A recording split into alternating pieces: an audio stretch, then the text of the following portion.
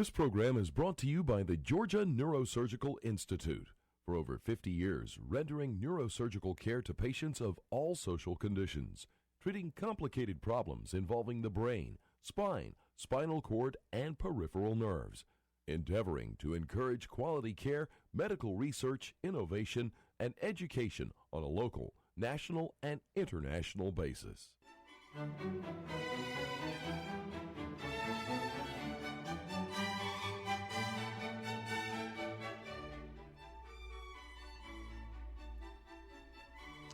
Good evening. My name is Joe Sam Robinson. It's my pleasure to have with us tonight Mr. Carleton Wood and Mr. Buck Melton. Mr. Melton, Dr. Melton, Professor Melton has been with us often. Carleton, this is your first time with us.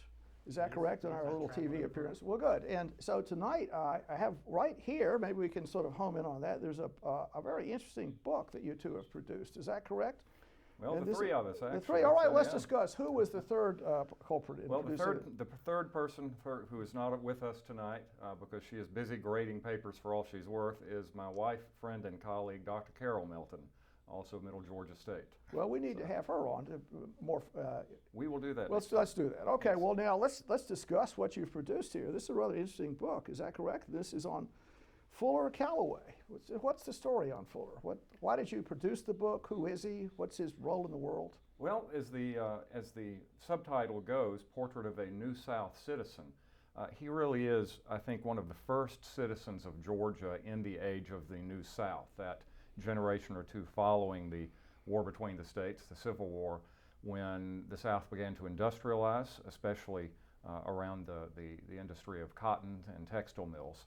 And from there he branched out into all sorts of things. Well, actually he got his start as a merchant, and from there went into wholesale, into railroads, into textiles, into philanthropy, into public service at both the local, the state, and the national levels, and then all sorts of other things on top of that. He was just quite an amazing citizen, and the fact that we have not done or not seen a full-blown biography of him yet until this book is really quite amazing. And so we're happy to finally turn this out. Well, that's quite a project. It's a quite handsome portrait, I must say. And Carleton, did you play a role in this? Did you have a role? Did you make some I did. Well, Buck and Carol were our main authors, but my main role was to help them with photography.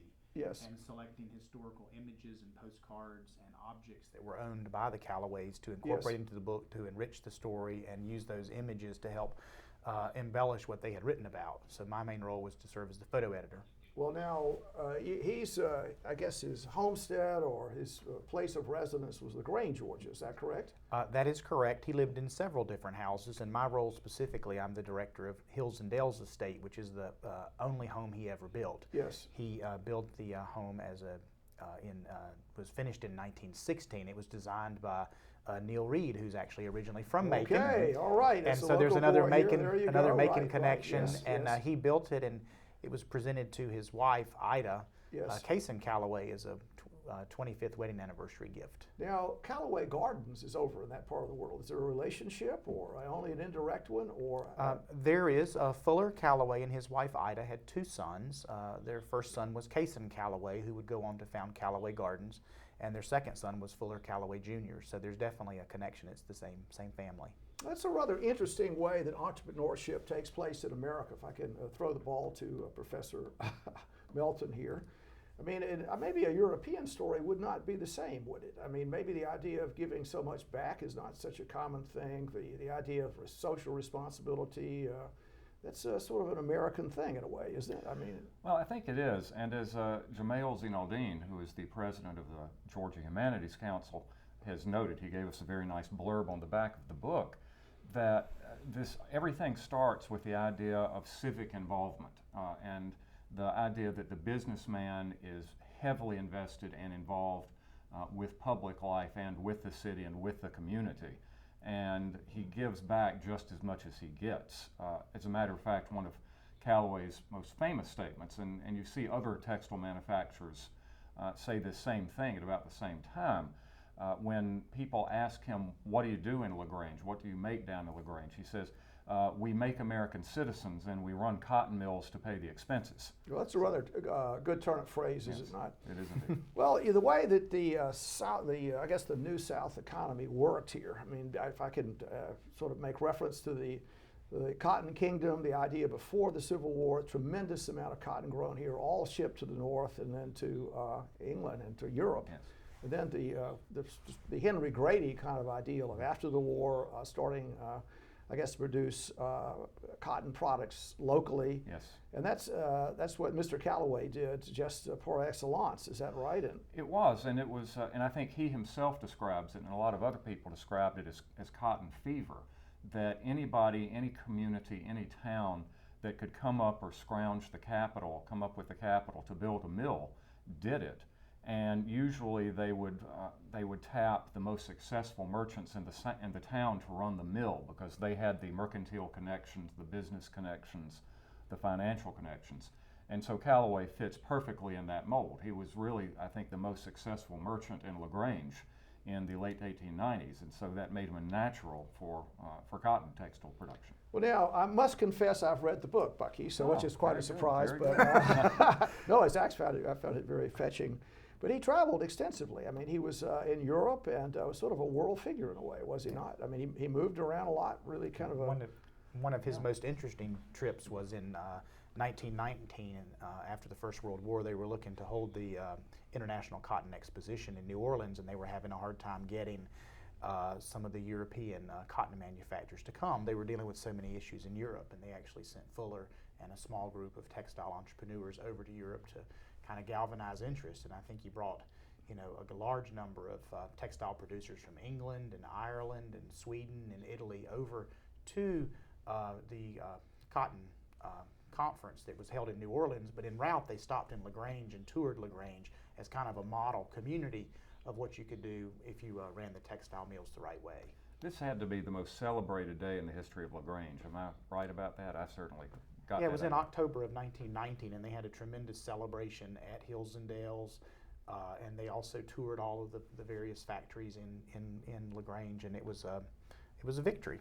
Well, now, did Mr. Callaway really contributed to the progress of LaGrange, a town of nice reputation? I could say that Right. by knowledge of the town, it's quite nice. But his response, I guess, his contribution to making the town what it was is extraordinary. Is that a fair statement? I think so. Yeah, he was in, as Buck has already alluded, that he was known as a person that cared about the town and the workers that worked for him.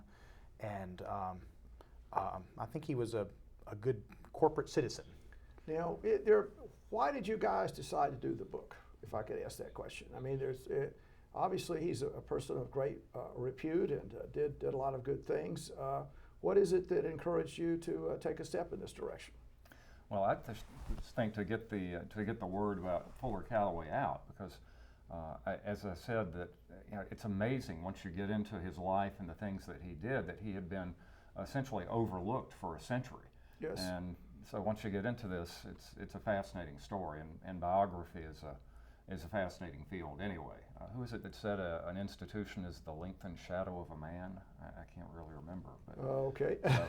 I need to look that up. I should know that. Well, another thing I've heard, this is, let's see, from Thomas Carlyle. They say a portrait is worth 6 biographies. Now, that's a little joke here, but what a great portrait you have right here. Who did this? And it really, his character just comes across there. Well, Very it's avuncular picture here. There are a number of portraits of Fuller Callaway Sr., and this one is actually, and the author or the artist is not known, but I speculate that it may be Malcolm Ray. We have several other paintings by Malcolm Ray, who was actually an English artist who had relocated to New York and did several family portraits. But it's really a striking portrait of him. There were also other artists that depicted Fuller Callaway.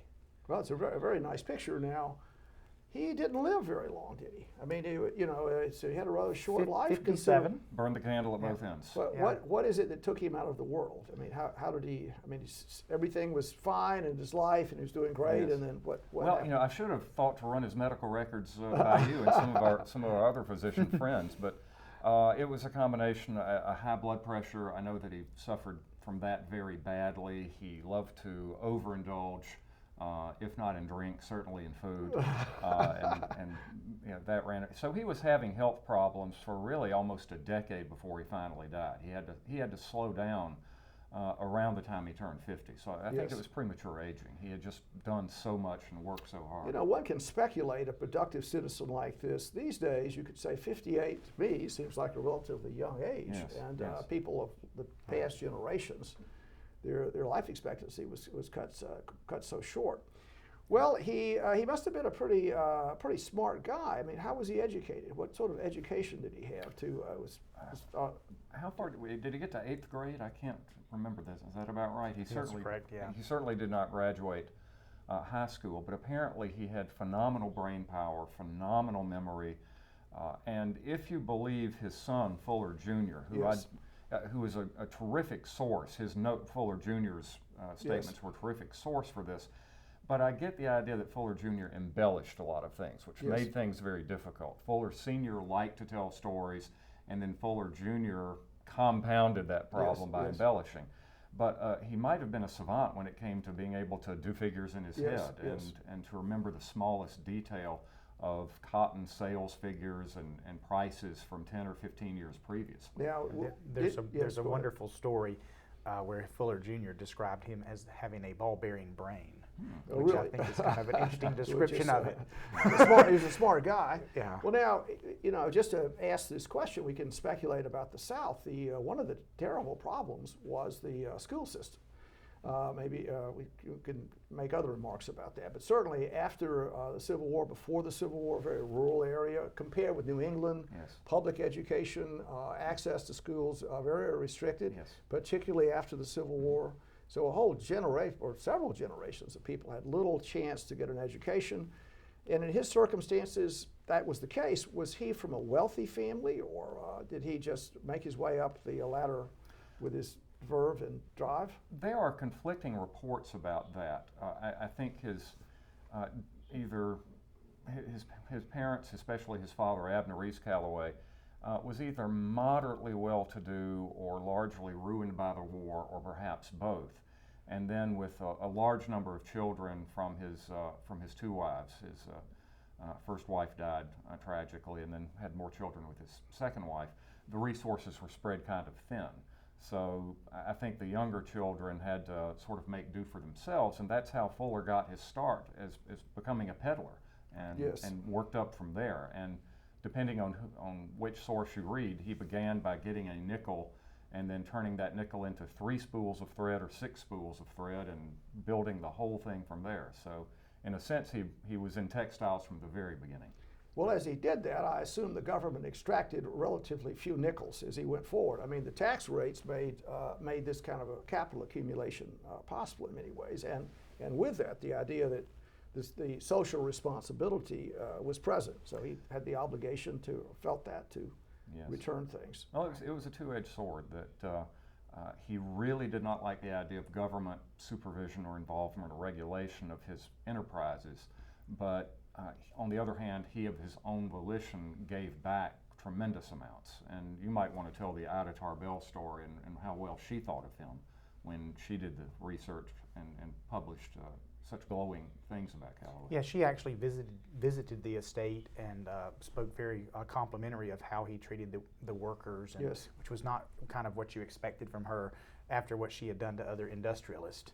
And the way that she had... Who was this exactly? Why don't you... I'll let you describe her. Well, Ida Tarbell was one of the first, I think you'd call her the first investigative journalist. She was the 60 Minutes commentator of her day. And she took really critical looks of what we would call the robber barons, the people who had accumulated big masses of money. Usually critically. Very critical, and pulled no punches. And as a matter of fact, she played a major role in bringing down or breaking up the Standard Oil Trust, which is one of the biggest monopolies in American history. And so for her to turn around and speak so glowingly of all of the philanthropic endeavors and public endeavors that Calloway had involved himself in, the mill schools, the houses, the gardens, I think that's really about the highest encomium Calloway could have gotten. Well, and he had several, I mean, his connection to the government was, I mean, if the regulation benefited him, he was in favor of it, because I think there's a chapter in the book that talks about how Mr. Callaway wants some new regulations in the railroads because he's having to pay too high rates. Yes. But in other situations, like when it came into setting the work week to a shorter work week, he felt like one of the benefits of the South was that, was the labor that they had, and the hard work they could put in. So when they wanted to shorten the work week, he wasn't so inclined toward regulation. And of course, he said, "Look, I work 16 hours a day. It hasn't hurt me." Sure. Right. Well, that's interesting, isn't it? The way that that it's sort of the American system. Enterprise is there. No one's going to. If you have an 8th grade education, the opportunity is there. You go out and do your best, help everyone. That's a rather good story, isn't it? Yes. And the other sort of interesting thing about this is the recovery of the South after the Civil War. The place was really devastated, wasn't it? You mentioned the impact just on the economy of Sherman coming through, the whole disruption. The railroads were smashed up. All of the wealth of the place was just decimated. Yes. And the people that restructured the place really did something pretty extraordinary. Actually, the first, Mr. Callaway was involved in a number of mills, but one of the first mills he was involved with was Unity Mill, and that was actually named that because so many investors came together. So they were pulling small amounts of capital to create a relatively large investment, and I think that's a really, that was the way they were successful at doing that, because no one person had enough capital to start that mill. In 1900, I think, Unity. And the organizing ability, and I remember that Unity was capitalized for an odd sum, I forget what it was, but $269,300. And Fuller Jr. asked why that weird number, and Fuller Sr. said, "I couldn't find anybody else to put another 100 or 200 All right, in." So. Well, financial engineering turns out to be a really important kind of story here, doesn't it? And the other, I guess, an issue you could speak about were the people that went to work in these cotton mills. They were really in a terrible situation. They were subsistence farmers in many cases. There was getting their products to market. Their cash income was very difficult. I mean, just having enough to eat was often a problem. So the idea of having steady employment was a real godsend. Is that correct for rural people? It was. And Fuller was interested not just in getting them regular pay and regular work, but improving what we would call quality of life. Better food, more education, more healthful exercise, any number of things. There's where he would provide a cow for each family, or wanted to make sure that each mill house had a space to garden, to grow their own food. There were kindergartens that were set up.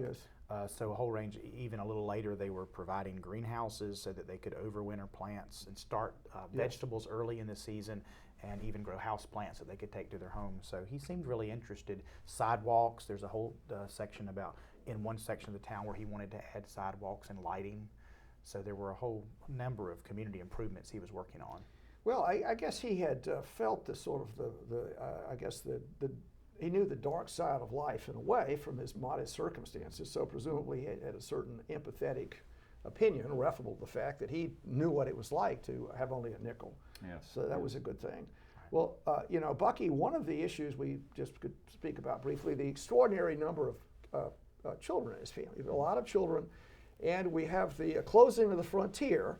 So in the past, I mean, if you look at birth rates, et cetera, just in America, what would occur, 10 kids, there's not, on the local land that just couldn't support 10 children. So everyone would move and they would just go to Texas, if one could say that. And then when he came along, that possibilities were closing, and the rural people in the South could no longer go to Texas. Any comments about that? Yes. Well, one humorous story is that his older brother, Enoch, who was one of the town physicians, saw Fuller driving some cattle into town one day when he was 8 or 10 years old, and Enoch's wife saw it too, and he was dust covered and ragged and everything. And so she said to her husband, "Enoch, can't we bring him into town and let him live with us, and maybe he can find work here?" And so Enoch asked their father, Abner, "Would you mind if Fuller moved into town with us?" And Abner's reputed to say, "Sure, you can have him if you can find him." Oh, is that right? But if I could steer the conversation a bit. Yes. One thing that you talk about the impoverishment of the South, and then there you are 50 years after Lee's surrender, you get Hills and Dales. Yes. I think the integral nature of Hills and Dales and the Gardens, both to Callaway doing business from home and the whole Callaway family's love of Callaway Gardens and horticulture. If you could speak to that. Well, really, the home itself was an outgrowth of his business work because he actually purchased the property, which was the old historic Farrell Gardens. And he purchased the property, 90 acres, because he wanted to preserve those gardens that Sarah Farrell had developed. Which she developed on the frontier 80 years earlier. That's correct. Oh, really? And not only that, he had met her initially because she was trading with a general store downtown called Bradfield's, and Mr. Callaway, as a young boy, had worked there and learned the general store trade by working at Bradfield's. And one of the places he delivered was to Sarah Farrell and her husband Blunt's house. So he knew them through that. He also knew them through attending the First Baptist Church. So that resulted in him purchasing that land in 1911. And then they didn't actually begin building their home until late 1914, early 1915, and they finished it in 1916. But they kept the old Farrell gardens, which is why they purchased the property, but they built a new home where the Farrell home had been, because the Farrell home was kind of in a state of disrepair. So that's when they hired Neil Reed to design the home. Well, but it's interesting how that garden was preserved because of their decision to acquire it, and it's still there today. So can you just describe the garden? I mean, what is the it's really what's the horticultural kind of ambiance of it? Well, it's a terraced garden that Sarah Farrell developed, and then Fuller and Ida then cared for once they moved to the property. And it's 7 terraces, and it's predominantly a formal boxwood garden. Yes. So there certainly probably were utilitarian aspects to the estate as well, but the main garden is about a 3.5 or 4 acre boxwood garden. Well, now, is there a foundation that basically looks after the place, or what? How does it work for it to have this preserved? It's interesting. Fuller Sr. he only lived there for 12 years, as you know. We've already talked about the fact that he died relatively young. His wife Ida continued to live there until 1936. And what happened is in 1936, the property transferred to their son, Fuller Callaway Jr., and his wife Alice, and they lived there until the 1990s when they passed away. And when they passed away, they left the house and garden to the Fuller E. Callaway Foundation, and it's operated as a historic house and garden museum, and we offer educational programs and those types of things. So really kind of the story's continuing to this day through Hills and Dales. And how did you have your association with Hills and Dales? How did that happen? Were you from LaGrange? Were you? Well, actually, I ran a garden in North Carolina, and I moved to Georgia specifically to run Hills and Dales about 12 and a half or 13 years ago. So that's how I came to be there. So the gardens, how does it compare with some of the extraordinary European things, the gardens in England? I mean, how does I think what Buck referred to, the fact that this garden is really kind of at the time it's developed, at the beginning of the 1840s by the Farrell family, it's kind of on the edge of the frontier.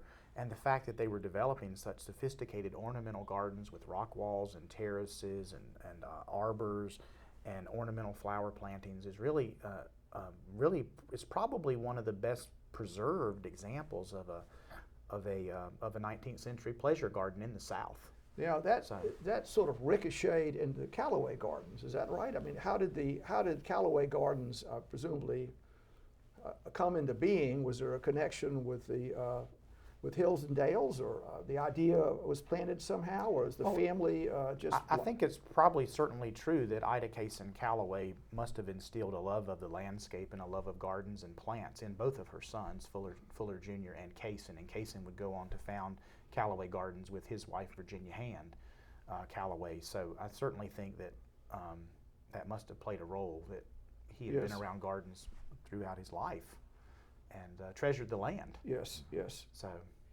Well, now his commercial enterprises, do they continue to flourish? I mean, is there a sort of a Callaway company or any? How did that work? Well, I think the many different plans of the family have gone in so many different directions, in either collaterally or linearly. There's Callaway Gardens, Callaway Golf, Callaway Blue Water. What am I missing? Yeah.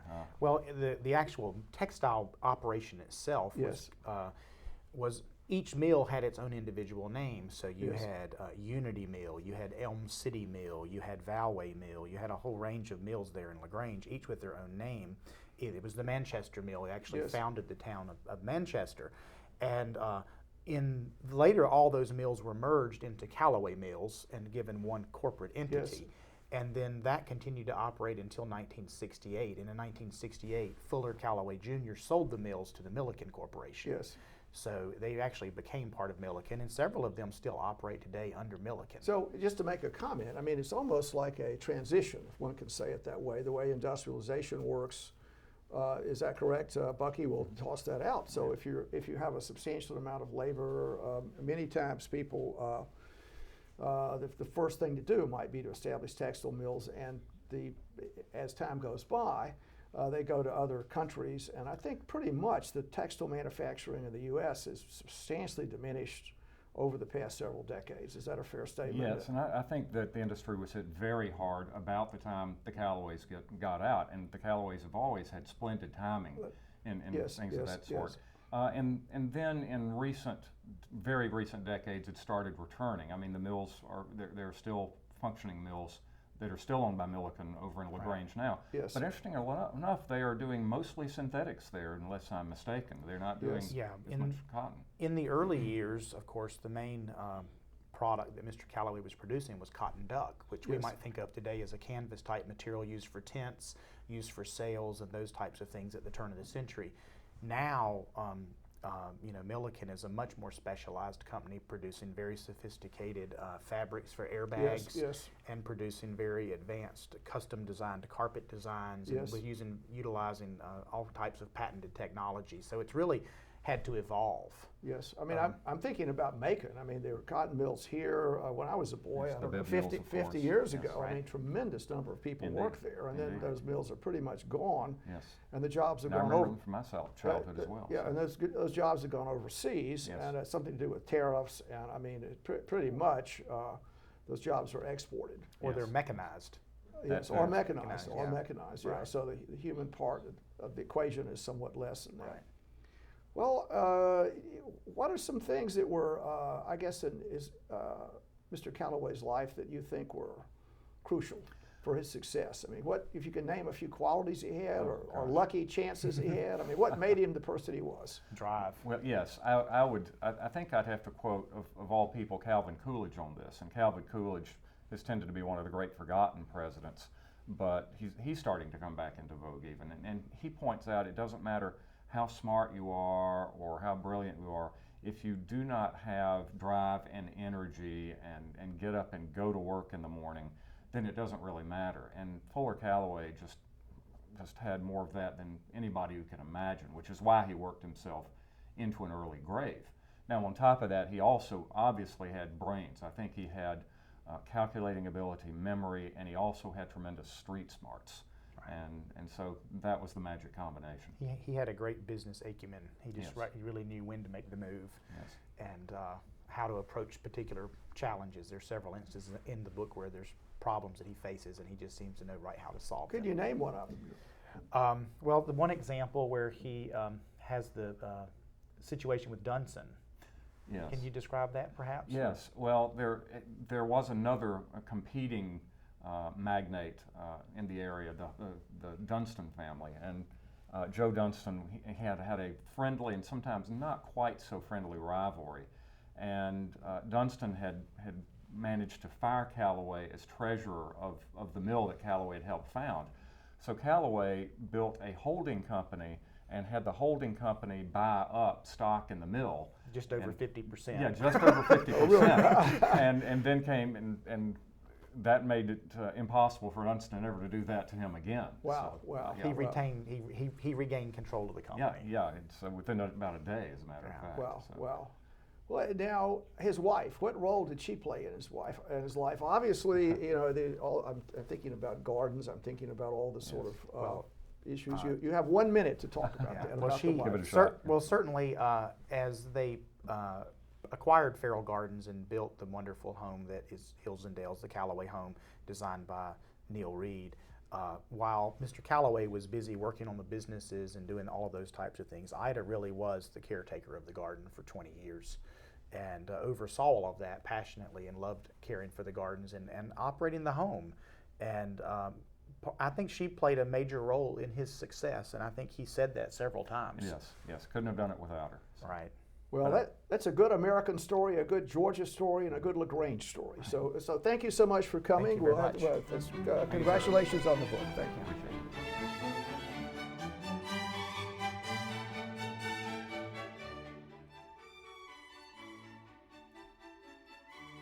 This program is brought to you by the Georgia Neurosurgical Institute.